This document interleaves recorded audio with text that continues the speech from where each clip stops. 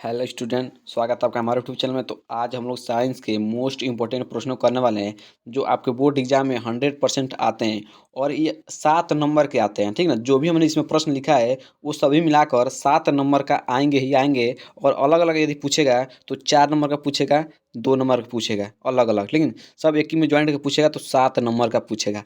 ये ऐसा प्रश्न है कि जो हर साल बोर्ड एग्जाम में आता ही आता है। आप चाहें किसी भी साल का प्रश्न पेपर उठाकर देख लीजिए, उसमें आया ही आया है। ठीक ना, तो चलिए हम वीडियो को स्टार्ट करते हैं और आपके हम 7 नंबर पक्के कर देते हैं। कितने मिनट में? मात्र 6 से 7 मिनट के वीडियो में आपका हम 7 नंबर पक्का कर देंगे। ठीक है, तो यदि आप हमारे वीडियो को पहली बार देख रहे हैं तो हमारे वीडियो को लाइक कीजिएगा और चैनल को सब्सक्राइब जरूर कीजिएगा। ठीक है, चलिए अब आपका पहला प्रश्न है।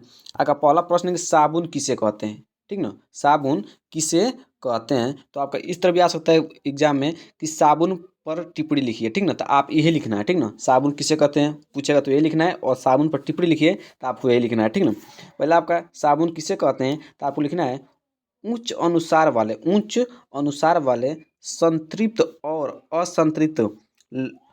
असंतृप्त लंबी श्रृंखला वाले कार्बोक्सिलिक अम्ल के सोडियम या पोटेशियम लवणों का मिश्रण साबुन कहलाता है। देखिए कितना आसान भाषा में लिखा गया है कि उच्च अनुसार वाले संतृप्त और असंतृप्त लंबी श्रृंखला वाली कार्बोक्सिलिक अम्ल के सोडियम या पोटेशियम लवणों का मिश्रण क्या कहलाता है? साबुन कहलाता है। ठीक ना, अब साबुन निम्न प्रकार के होते हैं, आपको ये भी लिख देना है क्योंकि टिप्पणी में लिखना जरूरी है। साबुन निम्न प्रकार के होते हैं। ठीक ना, पहला आपका क्या है? कठोर साबुन, दूसरा है मृदु साबुन और तीसरा है पारदर्शी साबुन। कौन कौन? पहला कठोर साबुन, दूसरा मृदु साबुन और तीसरा आपका क्या है? पारदर्शी साबुन। ठीक ना, तो आपका 3 प्रकार के होते हैं, आपको इतना लिख देना है। ठीक ना, तो ये तो आपका आएगा 2 नंबर का। यदि सिंग इसी तरह आता है तो 2 नंबर का 100% आएगा। ठीक ना, चलिए अब आपको हम बता देते हैं इसमें कुछ इंपॉर्टेंट। यदि आपको ये भी एग्जाम दे सकता है कि अच्छे साबुन के गुण लिखिए, अच्छे साबुन के गुण लिखिए, ये आता ही आता है। ठीक ना, ये भी 2 नंबर के आएगा। ठीक है, अच्छे साबुन गुण लिखिए तो आपको बस 3 ही लिख देना है। ठीक ना, 2 नंबर के लिए काफ़ी है। लिखना है कि पहला आपको लिखना है साबुन चिकना तथा मुलायम होना चाहिए। आप लोग सभी जानते हैं कि साबुन आपके घर में जो आप यूज करते हैं वो क्या होता है? चिकना होता है और मुलायम होता है। ठीक ना, वही अच्छे साबुन क्या होते हैं? गुण होते हैं। दूसरा आपको लिखना है कि इसमें कीटाणुनाशक पदार्थ मिले होने चाहिए। इसमें क्या होना चाहिए? कीटाणुनाशक पदार्थ क्या होना चाहिए? इसमें साबुन में मिले होने चाहिए, तभी वो क्या होगा? अच्छे साबुन का गुण माना जाएगा।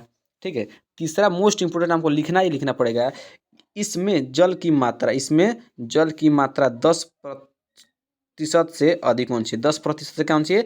अधिक होना चाहिए। कितना? 10% से अधिक होना चाहिए। किसकी मात्रा? जल की मात्रा। ठीक ना, बस आपको इतना लिखना है और आपको फुल मार्क मिल जाएगा। ये नंबर एक प्रश्न ऐसे हैं कि जिससे नंबर नहीं कटते हैं और हर साल आते ही आते हैं। ठीक ना, अब चलिए आप लोग अगला देखिए। अगला भी बहुत ज़्यादा VMP है। ये तो आप देखकर पता लगा सकते हैं कि अपमार्जक किसे कहते हैं। बहुत आसान भाषा में लिख दिया, देखिए मात्र 2 लाइन में लिख दिया है। ठीक ना, अपमार्जक किसे कहते हैं। ठीक है, तो आपको लिखना है कि लंबी श्रृंखला वाले हाइड्रोकार्बन तथा सल्फ्यूरिक अम्ल या सल्फेनिक अम्लों के व्युत्पन्न अपमार्जक कहलाते हैं। क्या कहलाते हैं?